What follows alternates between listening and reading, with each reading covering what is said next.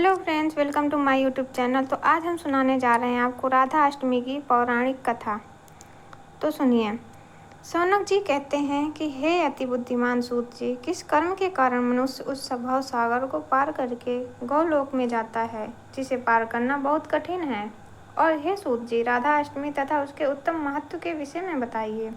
सूत जी कहते हैं कि हे ब्राह्मण श्रेष्ठ, पूर्व काल में नारद जी ने ब्रह्मा जी से यही प्रश्न पूछा था। मैं आपको वही कथा सुनाता हूँ। नारद जी ने कहा कि हे पितामह, हे परम बुद्धिमान, हे समस्त पवित्र शास्त्रों के ज्ञाताओं में श्रेष्ठ, मुझे राधा अष्टमी के विषय में बताइए। हे प्रभु, इसका धार्मिक फल क्या है? प्राचीन काल में इसका व्रत किसने किया था? जो मनुष्य राधा अष्टमी का व्रत नहीं करते उन्हें क्या पाप लगता है? व्रत का पालन किस प्रकार किया जाता है? मुझे आदि काल से लेकर अब तक वह सब बताइए जिससे राधा अष्टमी का जन्म हुआ था। ब्रह्मा जी कहते हैं कि हे नारद, भगवान विष्णु जी के अतिरिक्त अन्य कोई भी इसका पुण्य फल नहीं बता सकता है। ब्रह्मा जी के कहने का अर्थ यह है कि ये पुण्य फल है, इसे भगवान विष्णु ही बता सकते हैं। इस सृष्टि में और कोई इसके योग्य नहीं है। इसे बताने में करोड़ों योनियों से अर्जित किया हुआ ब्रह्मा हत्या जैसा पाप भक्ति पूर्वक व्रत करने से क्षण भर में नष्ट हो जाता है। 1000 एकादशियों का व्रत करने से जो फल मिलता है उससे राधा अष्टमी का धार्मिक पुण्य 100 गुना अधिक है। जो पुण्य 1000 कुंवारियों के विवाह से प्राप्त होता है, यानी 1000 कन्यादान करने से जो पुण्य फल मिलता है वह राधा अष्टमी का व्रत एक बार करने से मिल जाता है। अगर पापी मनुष्य भी इस व्रत को भोग पूर्वक या भक्ति पूर्वक करता है, वह भी अपने 1 करोड़ परिवार के सदस्यों के साथ भगवान विष्णु के स्वर्ग में जाता है। ब्रह्मा जी नारद जी से कहते हैं कि हे नारद, सतयुग में पूर्व काल में एक उत्तम अत्यंत सुंदरी स्त्री थी जिसकी आंखें हिरणी के समान थीं, जिसका रूप मनोमोहक था। उसका नाम लीलावती था। उसने बड़े भारी पाप किए थे। एक बार वह धन की लालसा में अपने नगर से निकलकर दूसरे नगर में चली गई। वहां उसने एक सुंदर मंदिर में बहुत से बुद्धिमान व्यक्तियों को राधा अष्टमी व्रत का पालन करते हुए देखा। वे लोग राधा की उत्तम मूर्ति की चंदन, पुष्प, धूप, दीप, वस्त्र और नाना प्रकार के फलों से भक्ति पूर्वक पूजा कर रहे थे। कुछ लोग गा रहे थे, नाच रहे थे, उत्तम स्तुति का पाठ कर रहे थे। कुछ लोग आनंद पूर्वक वीणा बजा रहे थे और ढोल बजा रहे थे। उन्हें इस प्रकार देखकर वह कौतूहल से भरकर उनके पास गई और उनसे विनम्रता पूर्वक पूछा। उसने कहा कि हे धर्मात्मा, आप लोग आनंद में भरकर क्या कर रहे हैं?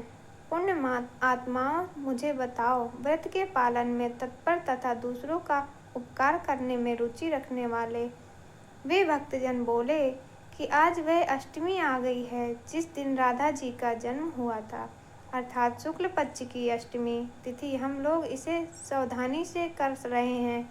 इस प्रकार किया जाने वाला यह अष्टमी व्रत मनुष्य के पापों को शीघ्र ही, जैसे गौ हत्या, चोरी, ब्राह्मण हत्या, परिस्थिति गमन, गुरु का अपमान, पत्नी का अपमान आदि पाप जो किए गए हैं वह राधा अष्टमी के व्रत से नष्ट हो जाता है। उन भक्तों के वचन सुनकर और बार बार यह सोचकर कि मैं सब पापों से नष्ट करने वाले इस व्रत को करूँगी, उसने व्रत करने वालों के साथ वही उस उत्तम व्रत का पालन किया।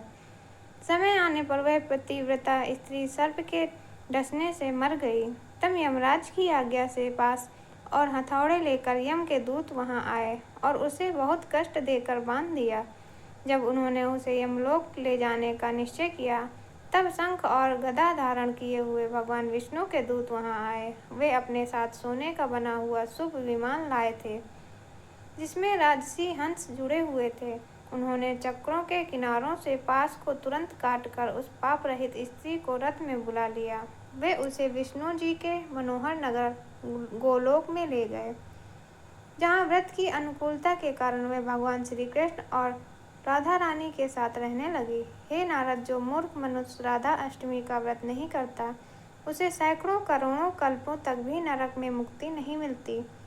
जो भी स्त्रियां राधा रानी अष्टमी के व्रत इस व्रत को नहीं करती, वे अंत में यम के नगर में जाती है और दीर्घ काल तक नरक में पड़ी रहती है। यदि संयोग से उसे पृथ्वी पर जन्म मिला भी जाए तो वे अवश्य ही विधवा हो जाती है। हे नारद, एक बार यह पृथ्वी दृष्टों के समूहों के आक्रांत हो गई थी। वह अत्यंत सहाय होकर गाय बन गई और मेरे पास रोती हुई आई थी और उसने मुझसे कहा कि उसके वचन सुनकर मैं भगवान कृष्ण के समीप गया। मैंने तुरंत ही भगवान कृष्ण को उसके दुख की तीव्रता बताई। उन्होंने मुझसे कहा कि हे ब्रह्मा, तुम देवताओं के साथ पृथ्वी पर जाओ, तत्पश्चात मैं भी अपने सेवकों के साथ वहां जाऊंगा। यह सुनकर मैं देवताओं के साथ पृथ्वी पर आया। तब भगवान कृष्ण ने अपने प्राणों से भी प्रिय राधा जी से कहा कि हे देवी, मैं पृथ्वी का भार हरने के लिए पृथ्वी पर जा रहा हूँ, तुम भी पृथ्वी पर आओ। यह सुनकर राधा भी पृथ्वी पर चली गई। वहाँ राधिका भाद्रपद मास के शुक्ल पक्ष की अष्टमी तिथि को वृषभानु की यज्ञ भूमि पर दिन के समय उत्पन्न हुई। राधा यज्ञ के लिए शुद्ध होने पर वह दिव्य रूप वाली दिखाई दी। राजा प्रसन्न होकर उसे अपने घर ले गया और अपनी रानी को सौंप दिया। उस रानी ने उनका पालन पोषण किया। इस प्रकार हे नारद, जो बातें मैंने तुमसे कही हैं उन्हें गुप्त रखना है। सूत जी ने कहा कि जो मनुष्य भक्ति पूर्वक इस व्रत कथा को सुनता है, जो चारों पुरुषार्थ का फल देने वाला है, वह समस्त पापों से मुक्त होकर अंत में भगवान विष्णु के घर जाता है। तो ये श्री राधा अष्टमी की व्रत कथा, ये महिमा भी है और कथा भी है। ये आपको पूजा के दिन भी सुनना है। जिस दिन राधा अष्टमी हो, आप लोग राधा अष्टमी के दिन राधा जी का पूजन करें, तो उस दिन भी इस व्रत कथा को आप लोग अवश्य सुन। जय श्री कृष्णा, राधे राधे। अब आइए सुनते हैं लाडली जी की मनोकामनाओं को पूरी करने वाली कथा। केतकी का पति और केतकी ठाकुर जी और किशोरी जी को बहुत मानते थे और उनकी कृपा से उनके घर जुड़वा लड़कों ने जन्म लिया। जुड़वा बच्चों को पाकर केतकी और उसका पति अत्यंत प्रसन्न हुए। जब दोनों बच्चे 1 साल के हुए तो वे उन्हें माथा टेकाने के लिए बरसाना धाम जाने के लिए तैयार हुए।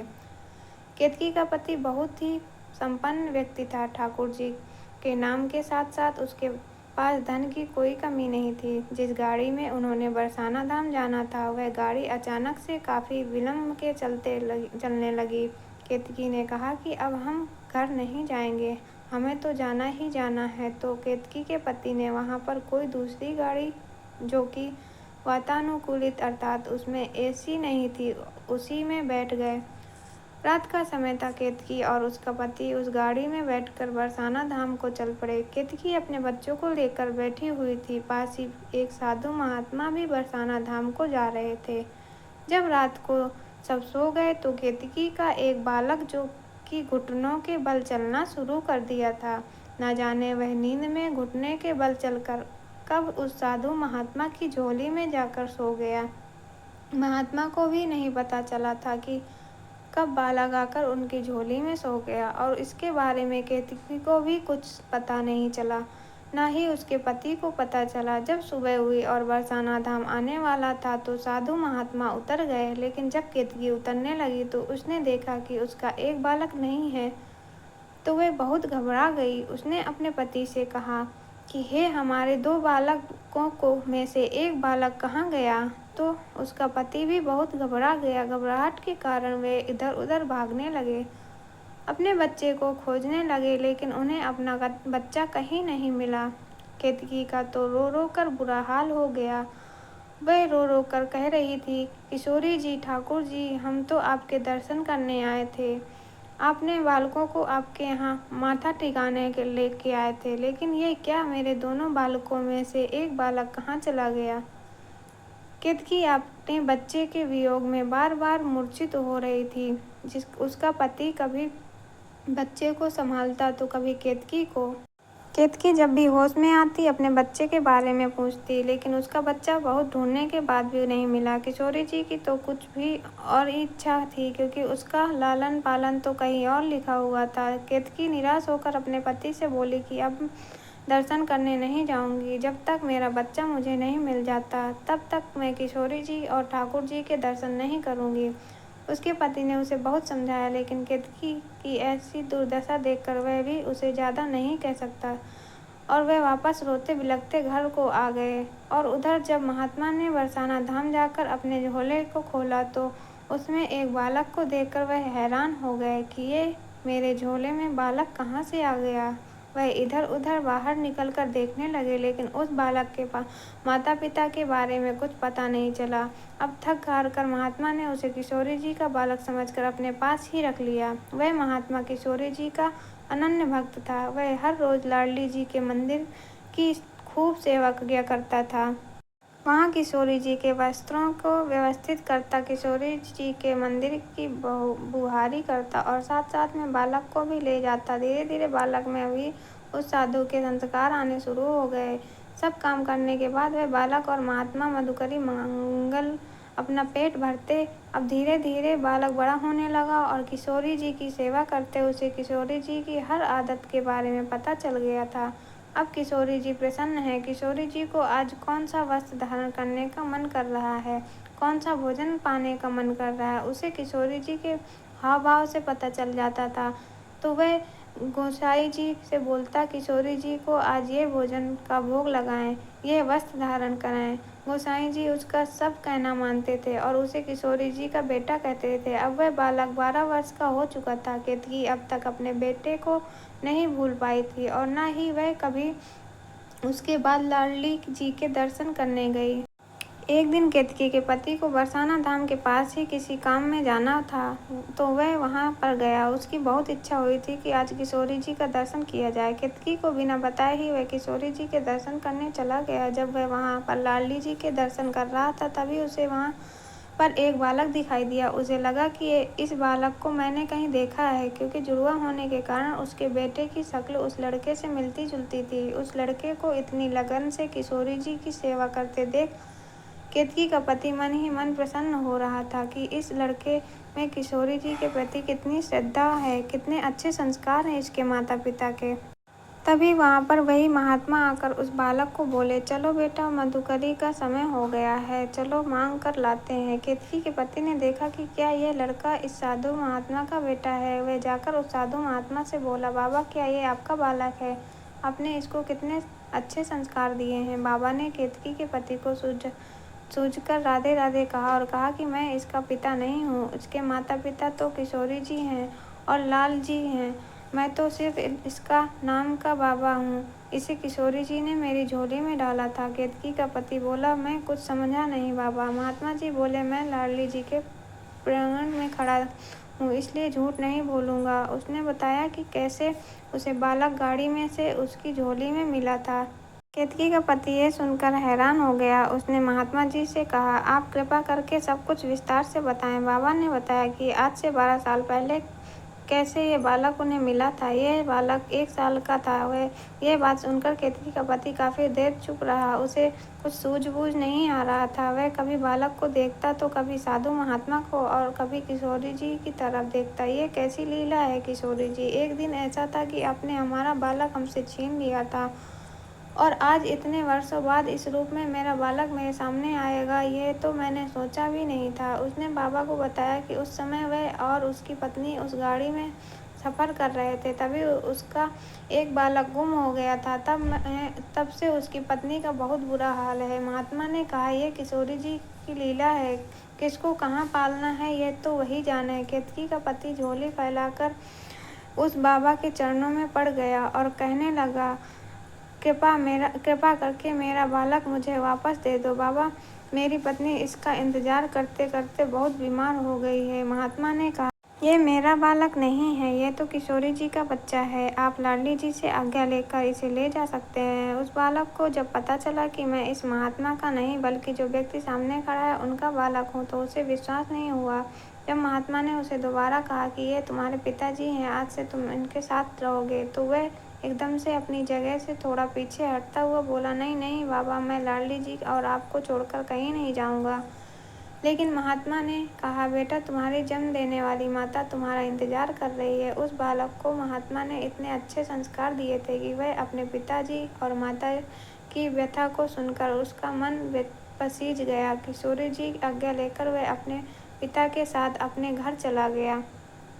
अपने खोए हुए बेटे को अपने सामने पाकर केतकी को विश्वास ही नहीं हो रहा था। जब उसके पति ने उस विश्वास दिलाया कि ये हमारा ही बेटा है और कैसे वह महात्मा के झोले में चला गया था, तो फिर केतकी ने अपने बेटे को बहुत प्यार किया। अब उसका बेटा वहीं रहने लगा, लेकिन उसका मन तो किशोरी जी के चरणों में लगा हुआ था। उसका यहाँ पर रहना बहुत मुश्किल हो रहा था। उसे बाबा और किशोरी जी की बहुत याद आ रही थी, लेकिन वह अपने माता पिता को भी दुखी नहीं करना चाहता था। अब उसके पिता ने उसे पढ़ने के लिए स्कूल में दाखिल करवा दिया, लेकिन पढ़ाई में उसका बिल्कुल ध्यान नहीं लगता था। जब भी वह कभी अपनी कॉपी किताबें को खोलता था तो उसे बस किशोरी जी और ठाकुर जी की कभी नृत्य करते नजर आते तो कभी निकुंज में विहार करते नजर आते। वह अपनी किताबों को देख देख कर आंसू बहाता रहता था, लेकिन किसी को पता नहीं था लगने देता। परीक्षा के दिनों में जब भी वह परीक्षा देता तो उसे कुछ नहीं समझ आता था कि वह क्या लिख रहा है। उसे तो बस हर जगह किशोरी जी ही नजर आती थी। उसकी आंखों से आंसुओं बहते जाते, आंसुओं से न जाने क्या लिखा जाता कि वह हर कक्षा में पास हो जाता। अपने माता पिता के घर आने के बावजूद भी वह अपने कमरे में नियम से सुबह 4 बजे उठकर किशोरी जी का ध्यान करता और मानसिक रूप से किशोरी जी के प्रांगण की 100 में सेवा करता। किशोरी जी के वस्त्रों को व्यवस्थित करके रखता, किशोरी जी को स्नान करवाता, किशोरी जी को नए वस्त्र धारण करवाता, उनकी इत्र सेवा करता। इत्र सेवा करने के बाद अब उसके हाथों पर लगा हुआ इत्र वह अपने वस्त्रों में पोंछ लेता था। वह किशोरी जी की मानसिक रूप से सेवा करता, लेकिन जब उसका ध्यान टूटता तो सचमुच उसके वस्त्रों में से किशोरी जी के इत्र की सुगंध आ रही होती थी, लेकिन उसने कभी भी इसके बारे में किसी को कुछ नहीं बताया। उसके माता पिता कई बार पूछते कि बेटा तुम्हारे वस्त्रों में से कैसी सुगंध आती है, लेकिन वह मौन रहता, कुछ नहीं बोलता। केतकी अपने दोनों बेटों को पाकर बहुत खुश थी। अब वह चाहती थी कि वह जाकर किशोरी जी का धन्यवाद करके आए। एक दिन उसने अपने पति से कहा, चलो बरसाना धाम चलते हैं, तो उसके पति ने जल्दी से ही हामी भर दी। केतकी अपने दोनों बेटों को लेकर बरसाना धाम गई। बरसाना धाम पहुंचने पर जब वह निज मंडल में पहुंचे तो वहां के गोसाई भागे भागे उस लड़के के पास आए और बोले, लल्ला जब से तुम गए हो किशोरी जी के मुख पर अजीब सी उदासी थी। आज तुम्हारे आते ही देखो किशोरी जी का चेहरा कितनी अच्छी मुस्कान कर रहा है। आज तो किशोरी जी को प्रसन्न देखकर लाल जी भी कितने प्रसन्न हैं। तभी वहां पर महात्मा जी भी आ गए और उस बालक को अपने गले से लगाकर बोले, अरे बेटा, जब से तुम गए हो तब से किशोरी जी रोज मेरे सपनों में आती हैं और मुझे रोज ताना देती हैं कि मेरे बालक को कहाँ भेज दिया। यह सुनकर केतकी और उसके पति एकदम से हैरान हो गए। तभी गोसाई जी ने उस बालक को बताया कि जो तुम रोज सेवा करते थे, न जाने किशोरी जी की वह सेवा हर रोज कैसे अपने आप ही हो जाती थी। उनके कपड़े हमें बिल्कुल सही ढंग से व्यवस्थित रूप से पड़े मिलते, उनके कपड़े धुले हुए मिलते थे। न जाने तुम्हारी कमी कौन पूरा कर जाता था। वह बालक एकदम से हैरान हो गया कि क्या मेरी मानसिक रूप से की गई सेवा भी किशोरी जी ने स्वीकार की। केतकी और उसके पति ने देखा कि वास्तव में आज किशोरी जी और लाल जी अति प्रसन्न मुद्रा में उसके बेटे को निहार रहे थे। ऐसा लग रहा था जैसे वे बाहें फैलाकर उसे गले लगाना चाहते हैं। किशोरी जी ऐसी ममता अपने बेटे के प्रति देखकर केतकी की आंखों में अश्रुधारा बहने लगी। वह कहने लगी कि मैं कितनी सौभाग्यशाली हूँ कि मेरे बेटे को किशोरी जी ने अपनाया। मेरा बेटा जो मेरे पास केवल 1 साल रहा, मेरा उसके बिना रो रो कर बुरा हाल था, लेकिन यह तो किशोरी जी के पास 12 साल रहा। किशोरी जी तो उसकी माँ बन चुकी थी, तो किशोरी जी को भी इस बालक की याद तो आती ही होगी। उसने किशोरी जी के चरणों में जाकर उनसे क्षमा मांगी और कहा, हे लाली जी, मुझे क्षमा कर दो। यह मेरा पुत्र नहीं है, यह आपका ही है। आज से यह आपकी सेवा में रहेगा। आप ही उसकी माता हैं। बस अपनी कृपा दृष्टि हम सब पर बनाए रखना। मैं धन्य हो गई कि आपने मेरे लाल को अपना लिया और उसे इतने अच्छे संस्कार दिए। आज किशोरी जी के प्रांगण में एक अजीब तरह की धूम थी। शायद किशोरी जी को अपना पुत्र वापस प्राप्ति की खुशी थी। आज हर तरफ राधे का जाप हो रहा था। आज केतकी भी खुश थी, वह बालक भी खुश था, लाडली जी भी खुश थी और चारों तरफ खुशी का माहौल था। जय हो मेरी ममतामयी करुणामयी लाडली जी सरकार। राधे राधे तो बोलना ही पड़ेगा। जय श्री राधे राधे। तो कैसी लगी आज की वीडियो आपको दोस्तों? अगर वीडियो अच्छी लगी तो वीडियो को लाइक करें और हमारे चैनल को सब्सक्राइब करें।